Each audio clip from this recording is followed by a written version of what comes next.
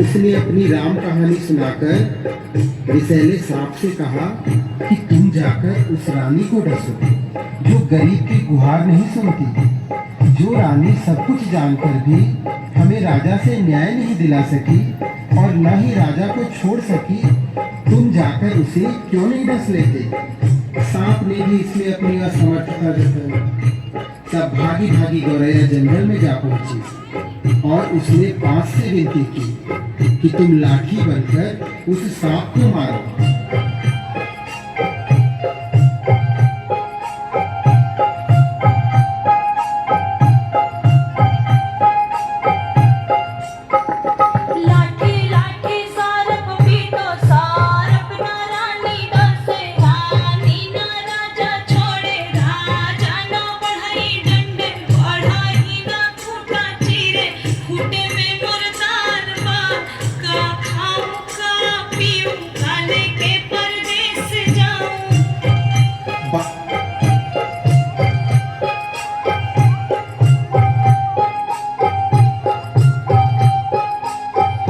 बांस की लाठी भी भला उस नन्ही गौरैया के लिए उस सांप से क्यों बैर मोल लेती?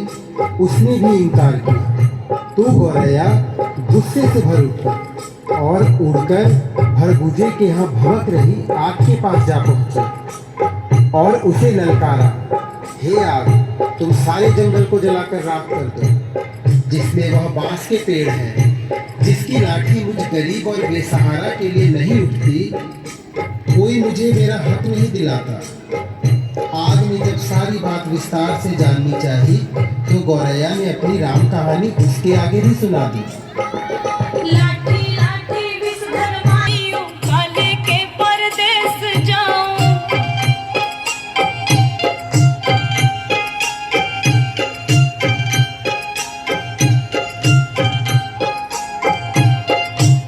फिर आग ने इतनी छोटी सी बात के लिए जब गौरैया की बात मानकर पूरे जंगल को जलाना ठीक नहीं समझा और जंगल को जलाने से इनकार कर दिया तो गौरैया बहुत दुखी हुई, लेकिन निराश नहीं। वह सागर के पास पहुंची और उसे अपनी पूरी बात सुनाकर आरजू की। सागर सागर आग बुझावा, आग ना जंगल जा रे, जंगल ना लाठी पटवे, लाठी ना विषधर मारे, विषधर ना रानी डसे, रानी ना राजा ताजे, राजा ना बढ़ई डंडे, बढ़ई ना खूटा चीरे, खूटे में मुर्दाल बार, का खाऊं का पीऊं, काले के परदेस जाऊं।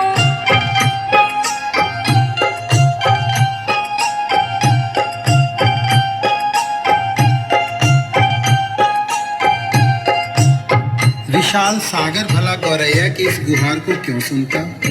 वह अपनी मस्ती में हंसता हुआ गुजरता रहा और गौरैया उसके किनारे अपना सिर धुलती रही। सुबह से शाम होने को आई। गौरैया को जब यहाँ भी न्याय नहीं मिला तो वह हाथी के पास पहुंची। हाथी के पास उसने अनुनय की कि तुम चलकर मुझे न्याय दिलवाओ, उस समुद्र को सौंप लो जो मुझ दुखियारी की हंसी उड़ाता है, बलवान होते हुए भी अन्याय के विरुद्ध खड़ा नहीं होता। जानते हो हमारे साथ क्या गुजरी है? और वह गा गा कर पूरी व्यथा कथा हाथी को सुनाने लगी। हाथी हाथी सागर सोखो, सागर ना आग बुझावे, आग ना जंगल जा रे, जंगल ना लाठी पटवे, लाठी ना विषधर मारे, विषधर ना रानी डसे, रानी ना राजा ताजे, राजा ना बढ़ई डंडे, बढ़ई ना खूटा चीरे, खूटा में मुर्दाल बार, का खाऊं का पीऊं, काले के परदेस जाऊं। हाथी भी गौरैया की बात सुनकर टस से मस नहीं हुआ। उसने भी उसका साथ नहीं दिया और उसकी बातों को हवा में उड़ाता हुआ अपने लंबे लंबे सूट जैसे कान हिलाते मस्ती में आगे निकल गया। अब नन्ही गौरैया का धीरज टूटने लगा। वह थककर चूर हो गई थी। जहाँ की तहाँ बैठी लाचार सी होकर आंसू बहाने लगी। सारी दुनिया उसे अंधेरी दिखाई देने लगी।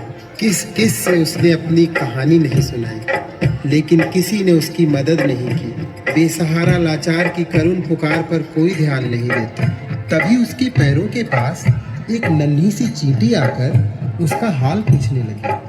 उसने देखा नन्ही नन्ही चींटियों की एक लंबी कतार एक के पीछे एक बहुत ही अनुशासित ढंग से चली आ रही है। उसने ध्यान से देखा उनका अद्भुत संगठन और अथक परिश्रम। वे बड़ी फुर्ती, तत्परता और सुनियोजित ढंग से अपना काम मिलजुल कर किए जा रहे थे। चींटियों ने आकर उसे घेर लिया और गौरैया से पूरा वृतांत सुना। सुनकर सहानुभूति के साथ बोले, बहन, इस दुनिया में रोने गिड़गिड़ाने से काम नहीं चलता और न ही बैठकर आंसू बहाने से कुछ होता है। हिम्मत हार कर बैठना तो कायरता है। चलो चलो हमारे साथ, हम न्याय दिलाएंगे, कोई रास्ता निकालेंगे। चलते चलते चिड़िया यह सोचती रही कि भला यह नन्ही नन्ही चींटियां मेरी क्या मदद करेंगी, जबकि बड़ों बड़ों ने मुझसे मुंह मोड़ लिया और मेरे किसी काम न आए। खैर चलो देखते हैं, कोई तो मेरी मदद के लिए आगे आया है। चींटी बहना हमारा साथ देने चली है तो उसकी फौज भी तो है उसके पीछे, फिर घबराना क्या, देखते हैं क्या होता है। गौरैया सोचती चली जा रही थी। तभी चींटियों ने उससे कहा कि तुम किसी पास की पेड़ की डाल पर थोड़ी देर बैठो और देखो मैं क्या करती हूँ। कैसे पहाड़ जैसा हाथी मेरे इशारे पर नाचने लगता है और तुम्हारे काम के लिए दौड़ा दौड़ा समुद्र के पास जाता है। हिम्मत हारने से कुछ नहीं होता, मिलजुल कर जुगत लगाने से ही समस्याओं के समाधान का रास्ता निकलता है। गौरैया फुर्र से पास के पेड़ की डाल पर जा बैठी और चकित होकर चींटियों की असंभव सी लगने वाली बातों को कारगर होते अपनी आंखों के सामने देखती रही। चींटी धीरे धीरे हाथी के पैर से सरककर उसके कान तक जा पहुंची। हाथी अपने सूप जैसे कान हिलाता, सूंड से अपने माथे पर फूंक मारता ही रह गया और चींटी उसके कान में घुसकर उसे तंग करने लगी और उसे समझाने लगी। बड़े बड़े बलवान यदि अपने बल अहंकार में चूर होकर दीनहीन छोटों की सहायता न करें तो उन्हें भी भान होना चाहिए कि काम पड़ने पर छोटे भी यदि अपनी आन बान के लिए अड़ जाएं तो बड़ों बड़ों के लिए संकट पैदा कर सकते हैं। अभी तो मैं अकेले आई हूँ, किंतु मेरे पीछे असंख्य चींटियों की लंबी कतार चली आ रही है। कहीं सबने एक साथ चढ़ाई कर दी तो लेने के देने पड़ जाएंगे। अपने प्राण संकट में क्यों डालते हो? मेरी नेक सलाह यही है कि तुम सीधी तरह चलकर गौरैया का काम करो, नहीं तो आगे समझ लो मरता क्या न करता। हाथी झुंझलाहट और घबराहट में चींटी की बात मानने को लाचार हो गया। वह यह कहते हुए गौरैया के काम के लिए सागर को सौंपने को तैयार हो गया। मोहे काटो तो मत कोई, हम सागर सुख बिलोई। चींटी ने हाथी का पिंड छोड़ दिया और गौरैया उसे धन्यवाद देते हुए हाथी के पीछे पीछे उड़ती वापस सागर की ओर लौटी। हाथी जैसे ही सागर के पास उसे सोखने के इरादे से पहुंचा, सागर हाथ जोड़कर बोला, मोहे सोखो मत कोई, हम आग बुझाई भलोई। सागर जब अपनी तटों की सीमा छोड़कर आग बुझाने के लिए उमड़ा, आग ने थरथर कांपते हुए गौरैया का काम करने का वचन दिया और कहा, मोहे बुझाओ मत कोई, हम जंगल जा बिलोई। आग जंगल को जलाने के लिए बढ़ी, गौरैया भी साथ चली आ रही है। यह जानकर जंगल ने भी वादा किया, मैं लाठी को सांप मारने के लिए तुरंत भेजता हूँ, लेकिन मुझे जलाकर राख मत करो। मोहे जारो मत कोई, हम सांप मारब उसके क्या मजाल जो जंगल की बंसवारियों में अनगिनत लाठियों की मार से भयभीत न हो। उसने भी बिल से बाहर आकर गौरैया को भरोसा दिया। मोहे मारो रो मत कोई, हम रानी दा सब लोई। रानी ने जब सांप को महल में आते देखा और उसके साथ गौरैया को आते देखा तो वह पूरी बात का अनुमान कर पसीने पसीने हो गई। उसने हाथ जोड़कर विनती की, मोहे डसो सो मत कोई, हम राजा ता जब लोई। रानी के उस वचन के बाद भला राजा क्यों अपने हठ पर टिकता। उसे तो गौरैया के धीरज, अथक परिश्रम और सूझबूझ का समाचार मिल चुका था।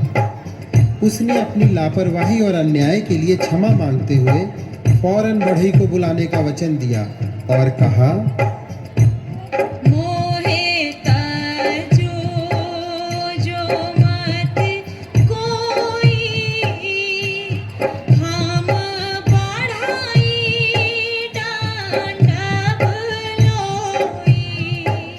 फिर क्या था, बढ़ई ने राजा के सामने आकर गौरैया की बात न मानने का अपराध कबूल किया और थर-थर कांपते हुए राजा से गिड़गिड़ाकर विनती की, मोहे डंडो वंडो मत कोई,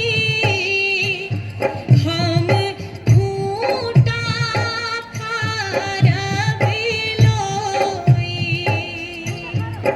गौरैया को और क्या चाहिए था। गौरैया बढ़ई के साथ उस चक्की के खूंटे के पास पहुंची जिसमें चने की दाल फंसी हुई थी। बढ़ई ने खूंटे से दाल निकाल कर दी और गौरैया उसे अपनी चोंच में लेकर अपने घोंसले में जा पहुंची, जहां उसके नन्हे नन्हे बच्चे जब से वह गई थी उसकी राह में आंखें बिछाए भूखे प्यासे बैठे थे। बच्चों ने चहचहाकर उसका स्वागत किया और वह अपनी चोंच से चने का दाना अपने बच्चों को खिलाने लगी और गुनगुनाकर पूरी कहानी सुनाने लगी कि कैसे उसने अपनी हिम्मत से काम लिया। बड़े बड़ों ने उसकी बात मानकर उसकी मदद की, लेकिन जब वह केवल रो गिड़गिड़ा रही थी तो किसी ने उसकी बातों पर ध्यान नहीं दिया। मदद के लिए आगे आई तो वे चींटियां जिनकी संगठित सेना के सामने हाथी भी लाचार हो गया। सच ही कहा गया है, सब उसी की मदद करते हैं जो स्वयं अपनी मदद करना जानता है।